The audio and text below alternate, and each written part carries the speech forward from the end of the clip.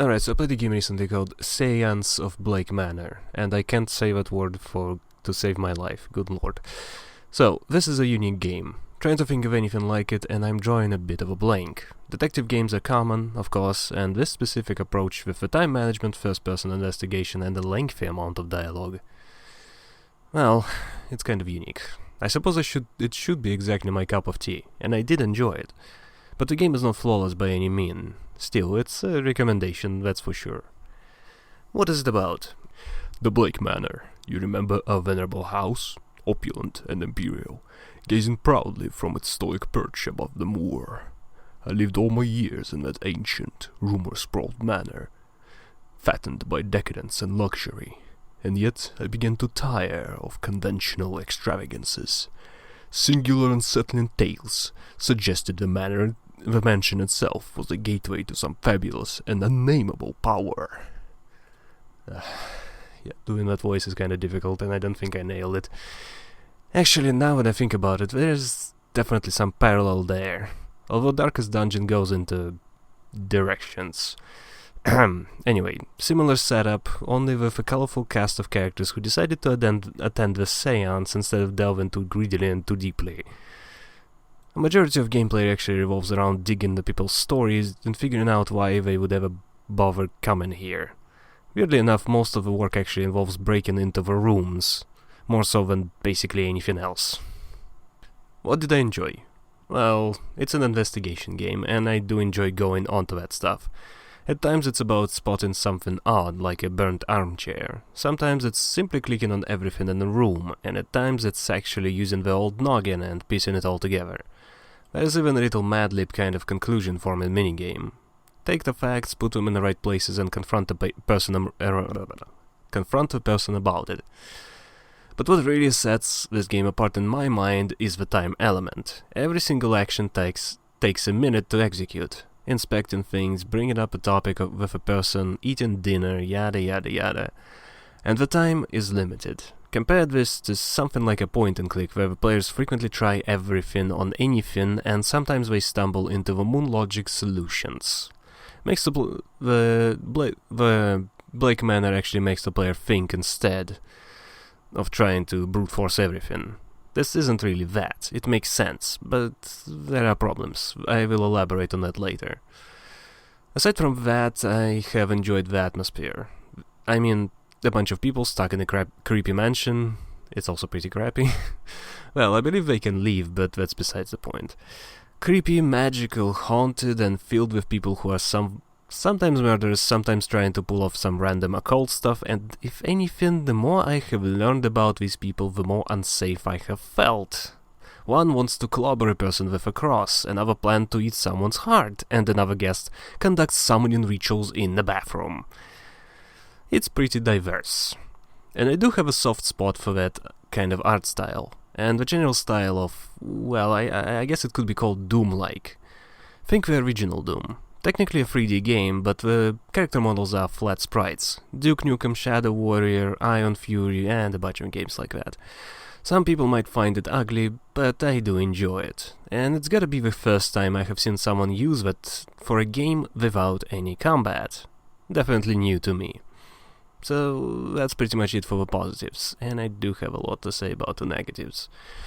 First of all, I'd like to complain about the controls, and it's twofold. My main problem is the fact that the customized controls did not save.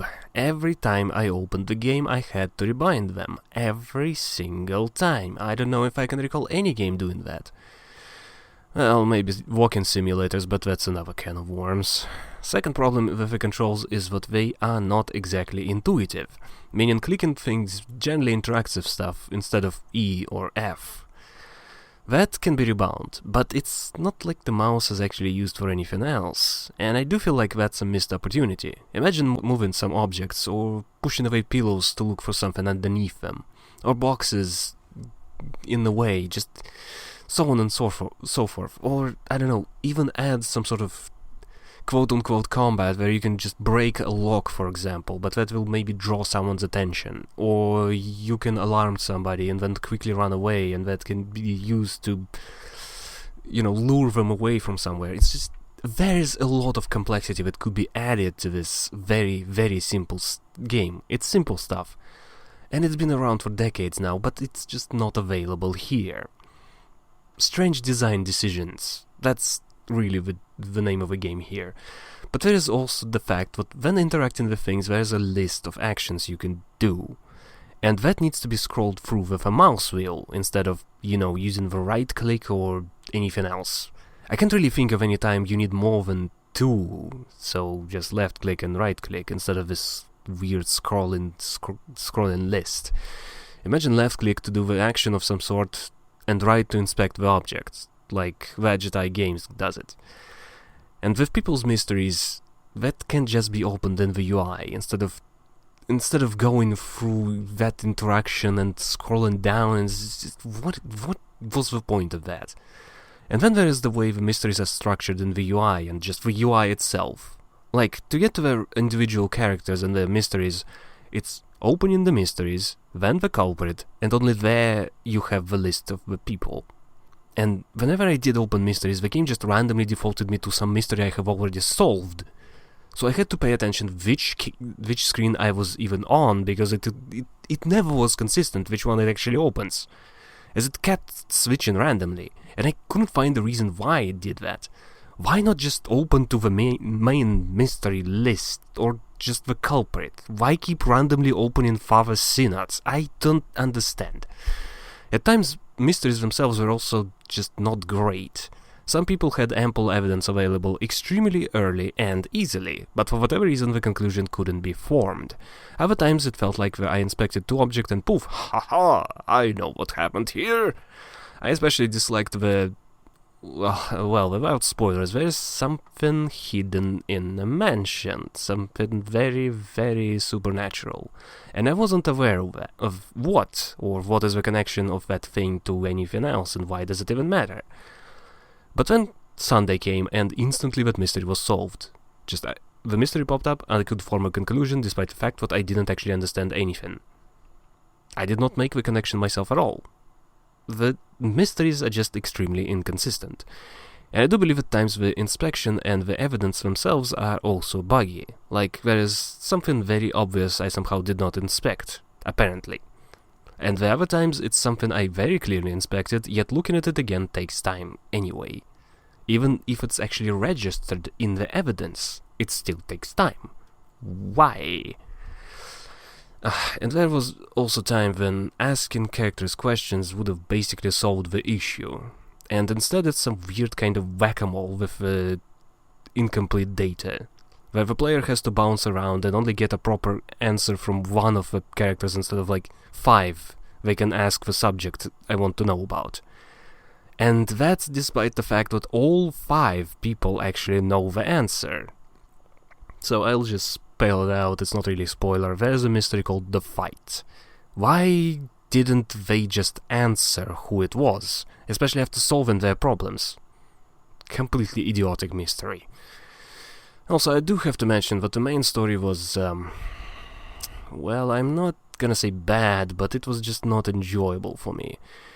It didn't work that well. On paper, it's solid, it's okay, but the delivery simply needed more work. More foreshadowing, more time to ponder who the culprit could actually be, and it was way too easy to metagame and do a process of elimination. Gee, I wonder who that character who I didn't solve anything for could be. So I found every mystery and the weird device is already filled up, and yet this guy is completely unknown. Gee, I wonder who the culprit could be. Yeah, whatever. Actually, while I'm even at it, pacing. Pacing is another issue.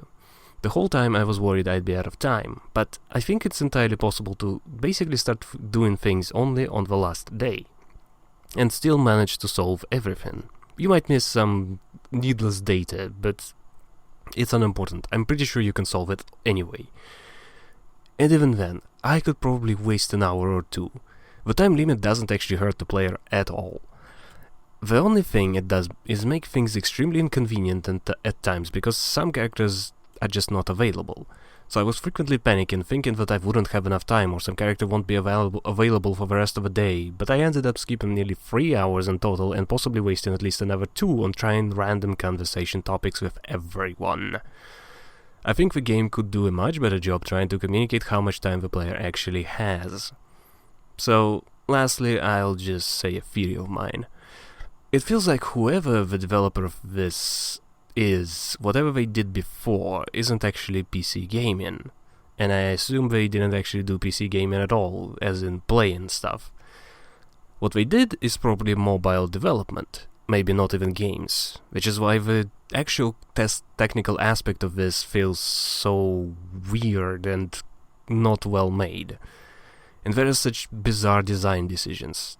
Also, considering how simple the levels are, the amount of loading screens and how long they take, like, seriously, why? It's not unplayable, but just makes me think of immersive sims, and how huge the levels in those games can get. Even if you look back at the first Deus Ex. You can probably fit the entire Blake Manor on that Liberty Island. And that's no loading screens at all. I'm just confused how people develop games or software in general nowadays with zero thought about optimization. It runs well enough, of course, but... whatever. It's just whining now. The game is playable, it's not too demanding, but... none of the technical aspects were bad enough to truly get in the way. It's still enjoyable, and a memorable title, that's for sure.